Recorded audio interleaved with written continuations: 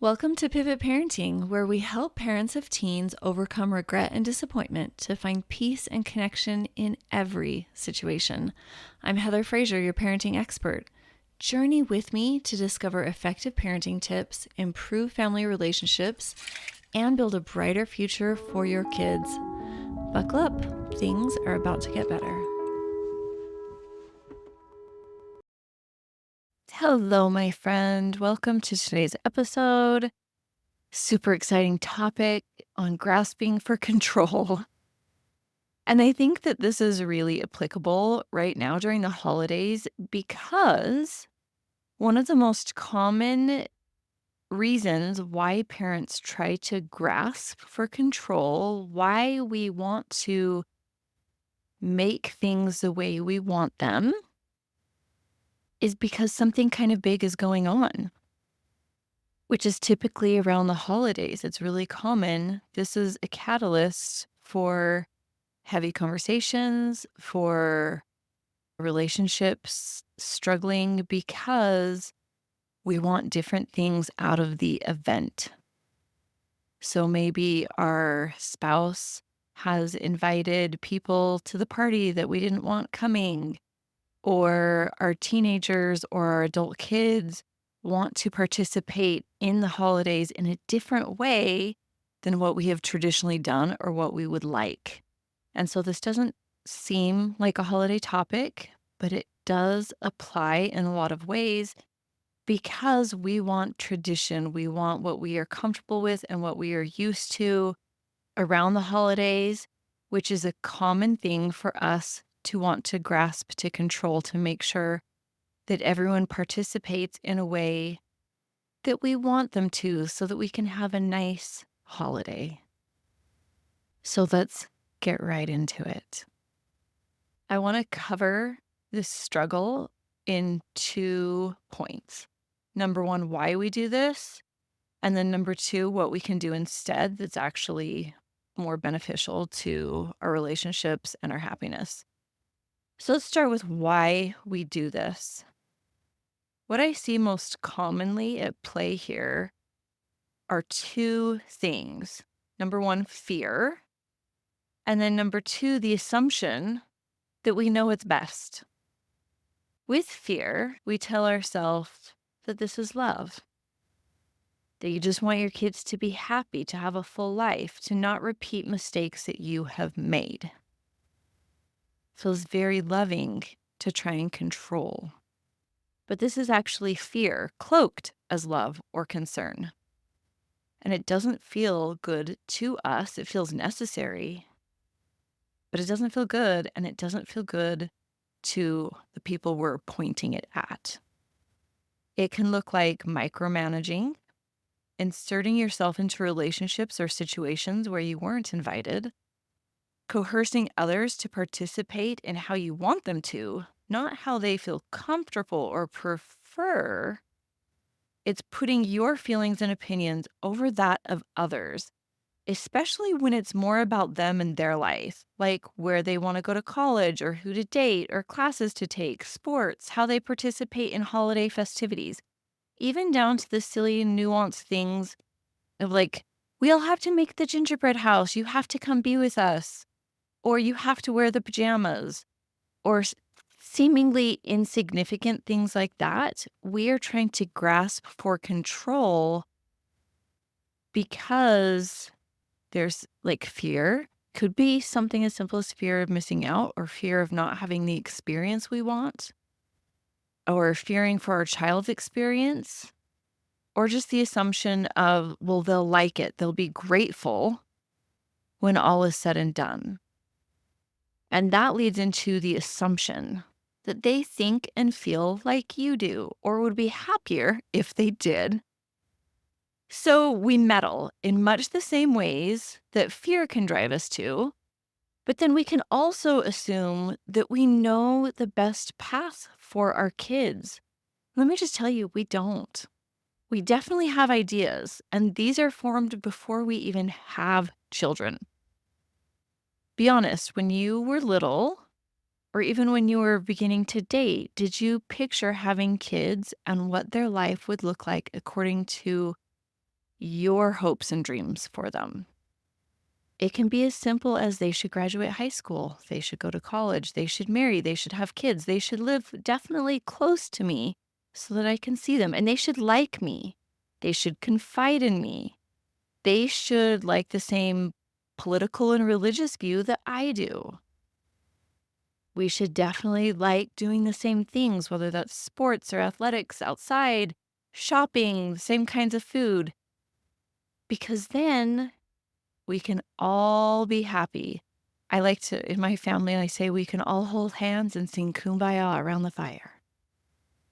And we think that that is obtained through our actions, through everyone participating the way that we think they should. And so we actually sabotage ourselves. I want you to be the avatar in this episode. A lot of times I'll use avatars like Nancy or whomever. I want you to think of yourself in this episode as the avatar that we're talking about. Picture what you thought raising teenagers and young adults would look like. Your hopes and dreams, your best case scenario. What did it look like? And now, what do you have in reality? Is it 80% lined up? Is it 60% lined up? Is it 0% or 100% exactly what you thought it would be? Usually we don't get 100%, but we can get pretty close. But we give those circumstances, like my kid will be healthy and happy. Nobody will be suffering from anxiety or OCD, or we'll have plenty of money to travel and to do charitable acts and participate in our community how we would want. All those things are lovely, and we think that we need them in order to feel peaceful, calm, happy, situated with our family. I'll have a happy marriage, but then it doesn't happen that way. My kids will like me, but it doesn't really happen that way. And then we think that we can't have the dream that we wanted. This is a lie that our brains sell us so hard, that in order to feel good, it has to look a certain way on the outside. And certainly that can make it easier. Life would be easier if our kids were all neuronormal, but that isn't always the case. And there's not a whole lot we can do about it, except give them the love and support that they need to lead their best life. But that fear and the assumption of knowing what's best, even if everybody would agree, if my kid just didn't have depression, then everything would be so much better. And everyone will say, yes, you're right. Everything would be so much better if your kid didn't have depression. And yet they have depression, and that's the way that it is. So if we can let go of how we are to obtain that feeling of peace, safety, happiness, and love, let go of the how, and be open to how the current situation could still provide us with love and connectedness and peace, then it is so much easier to obtain. But we have to stop trying to control people who do not want to be controlled in order to get the outside to match what we want to feel on the inside, because we have it backwards. We're trying to get the outside to create our inner feelings, but it's actually our inner feelings of peace and comfort that radiate out of us and create the relationships and the situations that feel loving, that feel peaceful, that feel connected. Hi there. I just want to pause and let you know if you are struggling to make sense of your teens' behaviors, emotions are running wild, and you're looking to turn things around to have the family you dreamed of while rocking them to sleep, I would love to talk to you. I want to give you a special, powerful gift. 30 minutes with me, my friend. You'll walk away with more confidence, clarity, and understanding of what the issue is and your next best step in resolving any situation you bring to me. It's completely free. I love families and want to help yours be wildly happy and successful. Book this call by visiting my website, heatherfraser.com. Remember, Fraser is spelled with a Z-I in the middle. And don't worry, the link is also in the show notes. I look forward to meeting and helping you. So what can we do instead of trying to white knuckle grasp and try and control our kids? What can we replace those behaviors with? First, we need to recognize when it's happening and what it's creating. One of the best ways to convince ourselves to stop doing an unhelpful behavior is to honestly see how it's impacting us and our relationship and our kids. And if you are brave enough to be honest and see what controlling is actually creating, you will see that it's driving everyone you try to control away from you because people don't like this. Think about people who have tried to manipulate and coerce and control you into meeting their needs. It doesn't feel good and it doesn't feel loving. And so we need to recognize when we're doing it and what it's creating. Oftentimes, that is enough to stop the behavior. Then the second thing we need to do is to see yourself clearly as to why you are doing this. And what I mean by that is, what are you hoping to gain? So my child needs to break up with this person or go to college at this school because then they will have X result in their life. They will find more peace. They will make better decisions. And we have to ask ourselves if that's true, if that guarantees that our kid will live happily ever after. I guarantee you it does not. But our brain likes to think that it does, and we have to clean up our side of the street. What are we trying to get out of our kid? Typically, it boils down to peace and a sense of safety. We want to feel that our child's future is safe, that our future is safe, that we've done a good job as a parent. That's 99.999%. Everybody I've talked to, that's what it boils down to. Peace and knowing that we did a good job. And when we try to strangle that out of our kid, it backfires because they don't like it. And then we feel like we did a terrible job because now our kids don't talk to us or they don't confide in us like we want them to. So that's step number 2, is we have to see ourselves clearly as to why we are behaving this way and clean it up. And I just want to invite you, recognizing and cleaning it up is really hard to do on your own, kind of like cutting your own hair. A little bit tricky and you might miss some big chunks in the back. And then the third thing is that we need to practice engaging with our child with genuine, unconditional love, which gives everyone room to lead their best life according to themselves, not according to what we have pictured for them. This means we have to let go of all the dreams and fantasies that we had about our future family as we were raising them.